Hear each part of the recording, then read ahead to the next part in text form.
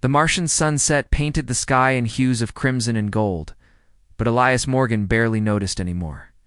After 3 years at the Olympus Observatory, the spectacular view had become merely another backdrop to his solitary existence.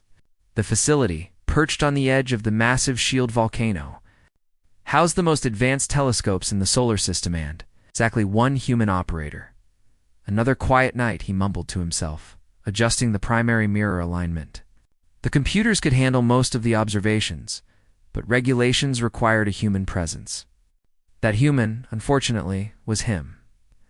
Elias preferred the company of stars to people.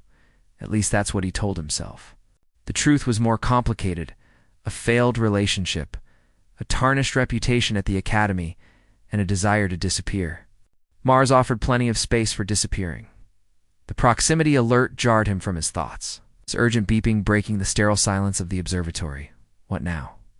He switched the main display to the exterior cameras, expecting another dust storm. Instead, he saw a streak of light cutting across the Martian sky, an unscheduled landing. Whatever it was, it wasn't human. The trajectory was too controlled for debris, too erratic for a standard landing craft. The object disappeared behind the western ridge, followed by a flash of light that briefly turned night into day. Protocol dictated calling Earth command immediately. Ilias's hand hovered over the communication panel, then dropped. Curiosity won over regulation. He grabbed his environment suit and helmet. Station, initiate emergency protocols. I'll be back within 3 hours, he told the AI system. If he didn't return, at least someone would come looking eventually. The rover journey took 40 minutes across the rugged terrain. As he crested the final ridge, Elias saw it a craft unlike any human vessel. Smooth, almost organic in design, with a surface that seemed to ripple like water despite being solid. A deep gash ran along one side, leaking a luminescent fluid that pooled on the dusty ground. "Hello?" he called through the external speakers of his suit. "Anyone alive in there?" The silence stretched until a section of the hull suddenly liquefied, forming an opening. A figure stumbled out, humanoid but unmistakably alien. Tall and slender, with skin that shimmered with a subtle purple undertone in the Martian twilight. Her face was angular, with large almond-shaped eyes that reflected the starlight like mirrors. No visible nose, just slight indentations. A crown of delicate tendrils framed her face. Moving slightly as though floating in water, she collapsed to her knees, those mirror-like eyes finding his.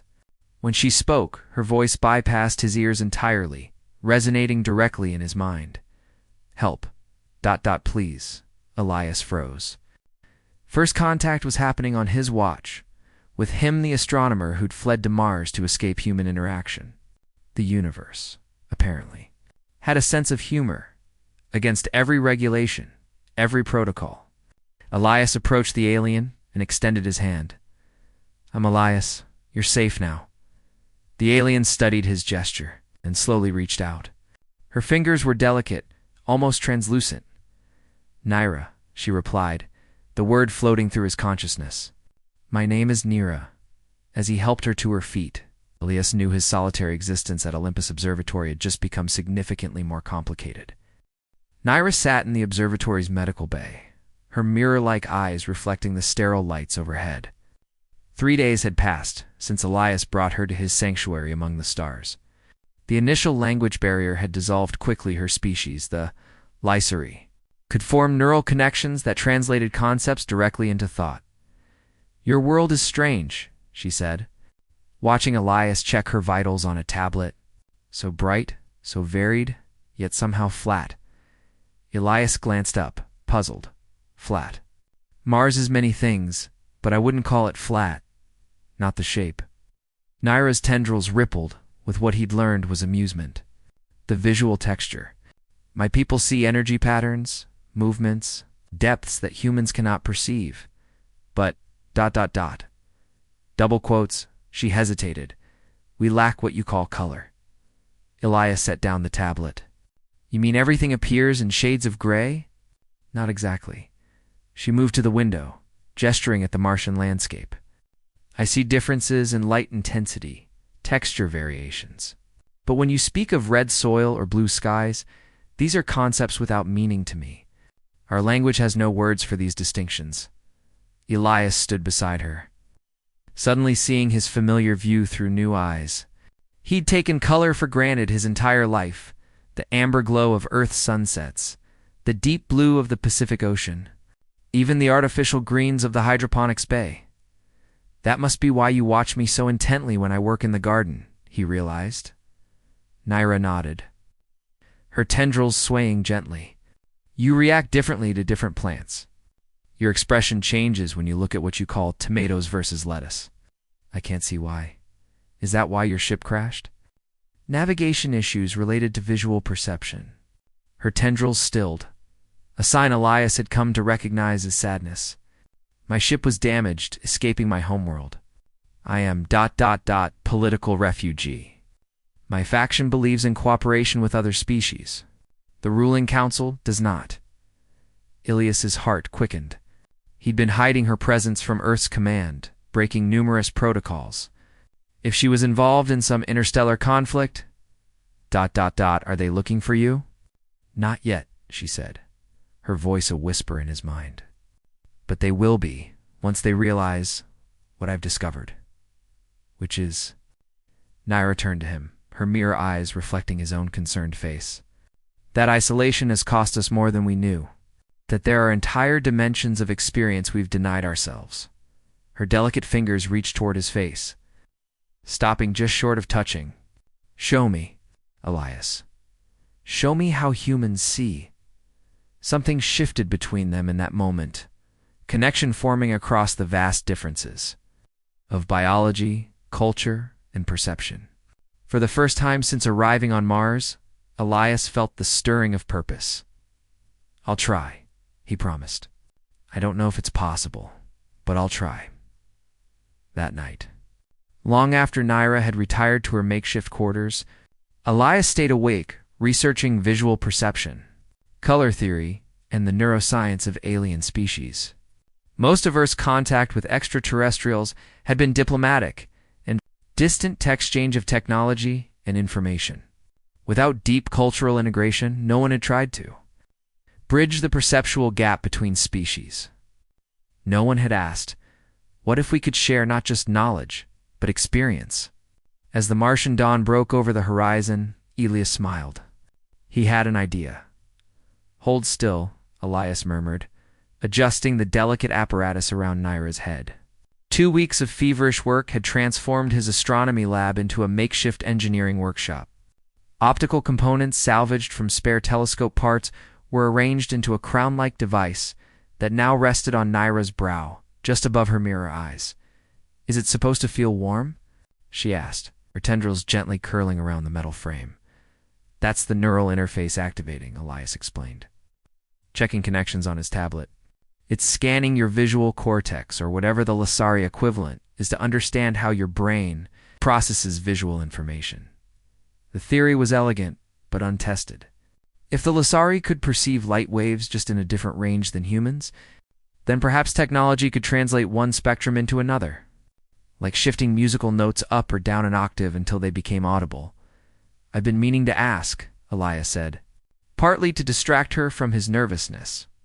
Why did you come to our solar system specifically?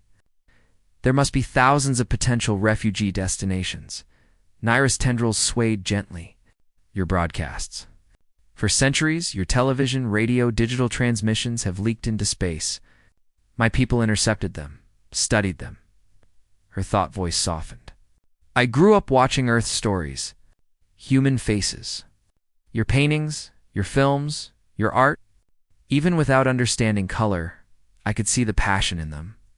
Elias paused, hands hovering over the calibration controls. You're a xenanthropologist? Was, she corrected. Until studying other cultures became treasonous? A sadness rippled through her tendrils. When I needed sanctuary, I chose the world that had already given me so much wonder. Their eyes met his warm brown, hers like liquid silver. Elias felt a tightening in his chest. In just weeks, this alien refugee had awakened something he'd buried beneath years of isolation. Connection. Ready? He asked, voice suddenly hoarse. Naira nodded. I am prepared. Elias activated the device. Light from the specialized emitters washed over Naira's face, calibrated to translate human visible wavelengths into patterns her visual system could process differently. The algorithm would need time to learn, to adjust, to find the right translation. For several minutes, nothing happened. Naira sat perfectly still, only her tendrils occasionally twitching. Elias watched anxiously, fingers hovering over the emergency shutdown. What if he'd miscalculated? What if the neural feedback was harmful to her alien physiology? Then, Naira gasped. Her whole body tensed, tendrils fully extended like a crown of startled snakes. Naira, are you all right? Elias moved to shut down the system. No. Her hand shot out, grabbing his wrist. Don't stop it. I see, ... her thought voice trembled. The plant, the one by the window. It's ... different. Not just brighter or darker, but ... different. Elias. Yes. Glanced at the small succulent on the windowsill, a jade plant with vibrant green leaves. Green, he whispered. You're seeing green. Naira's mirror eyes widened, reflecting the plant, but now with a hint of emerald depth that hadn't been there before. A single teardrop, silvery and luminescent, traced down her purple-hued cheek. Green, she repeated, the word reverberating with wonder through Elias's mind. It feels ... alive. Elias felt his own eyes growing moist. He'd opened a door for her, revealed a dimension of existence her species had never experienced. The enormity of it humbled him. Without thinking, he reached out, gently wiping away her tear. Her skin felt warm beneath his fingers, with a subtle texture like velvet. Naira leaned into his touch, her tendrils gently curling around his wrist in a gesture that somehow felt more intimate than a human. Embrace. Show me more, she whispered. Show me everything. The Martian sunrise painted the horizon in stripes of amber, rose, and gold. Naira stood transfixed before the observatory's eastern window. The color translator device now streamlined into something resembling elegant eyewear, allowing her to experience the spectacle in its full chromatic glory. It changes, she whispered, her thought voice tinged with awe. Every moment, the colors shift and blend. How do humans accomplish anything when there is such beauty to distract them? Elias laughed, standing beside her. We get used to it, I suppose. That's the tragedy of perception even. The most beautiful things become ordinary with familiarity. I will never take this for granted, Naira declared, her tendrils swaying with emotion. Each color feels like discovering a new emotion I didn't know existed.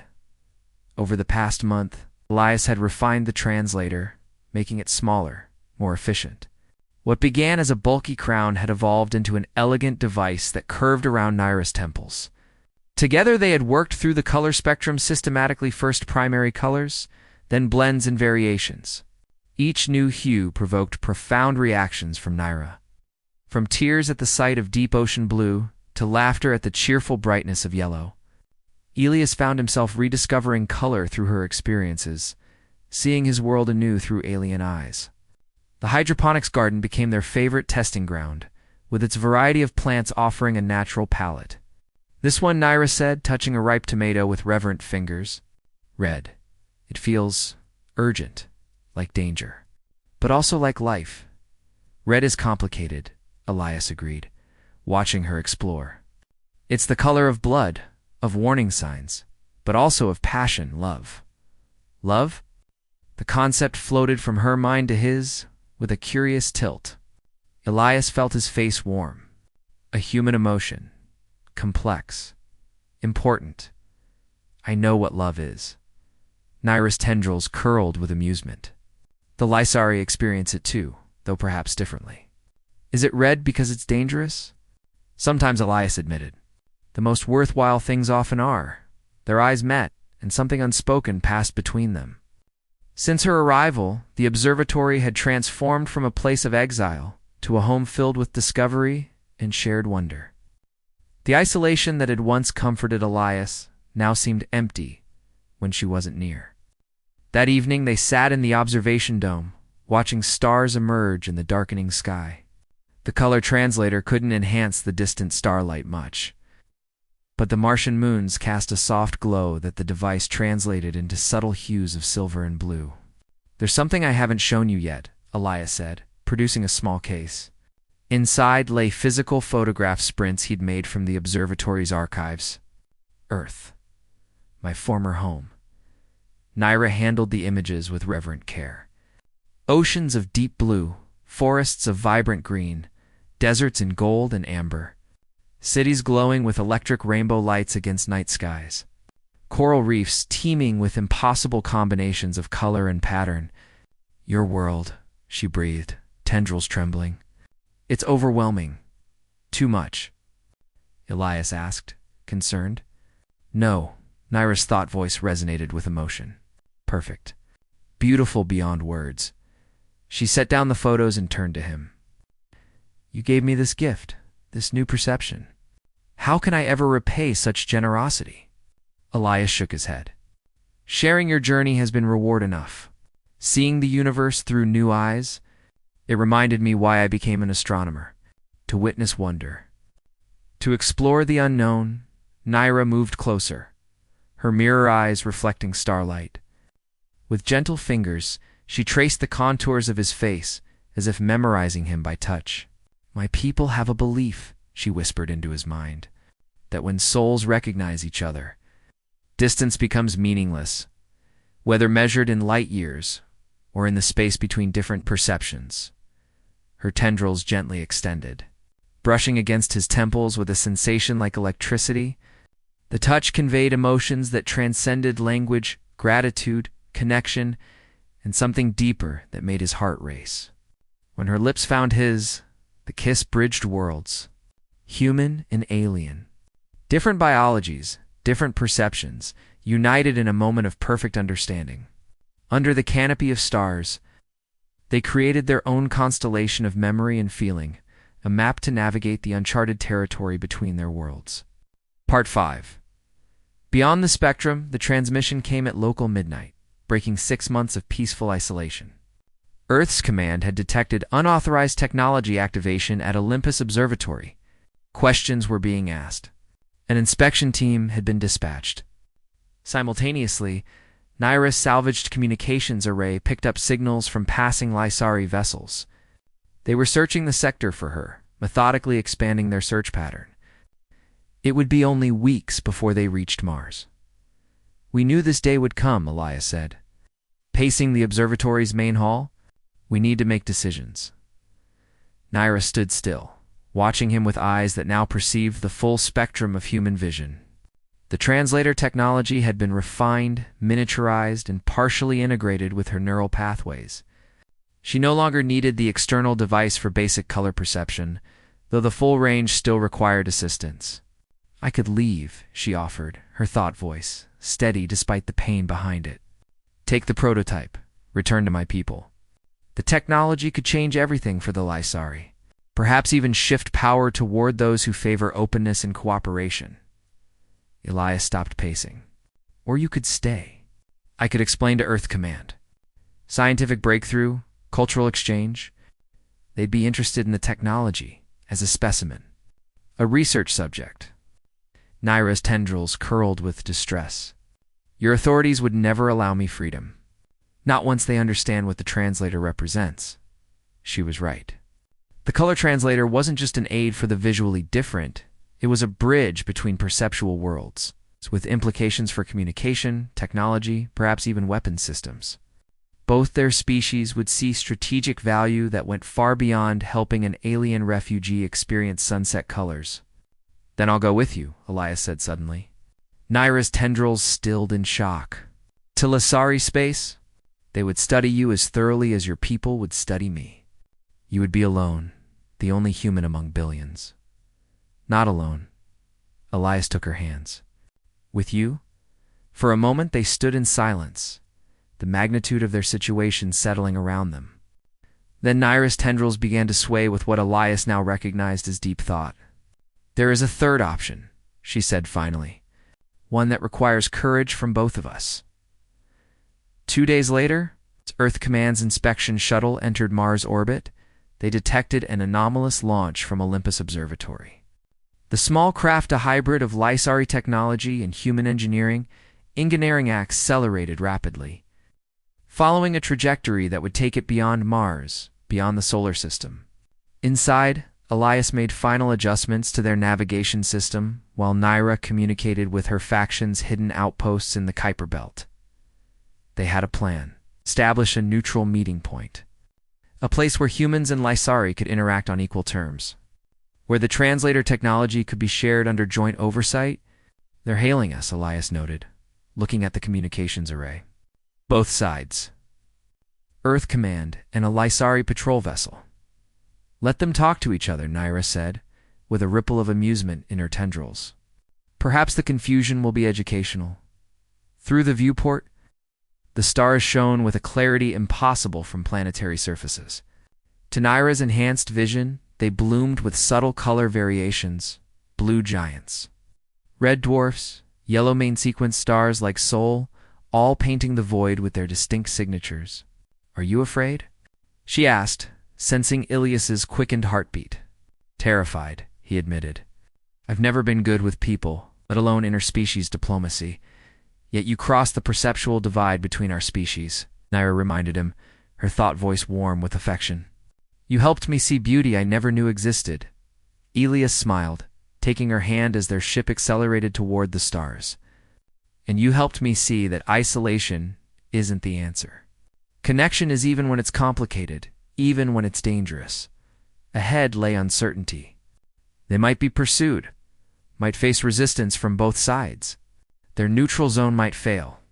But they carried with them proof that the most fundamental barriers between species could be bridged, that different ways of seeing the universe could be shared and understood. As Mars dwindled behind them, Naira adjusted her translator to its highest sensitivity.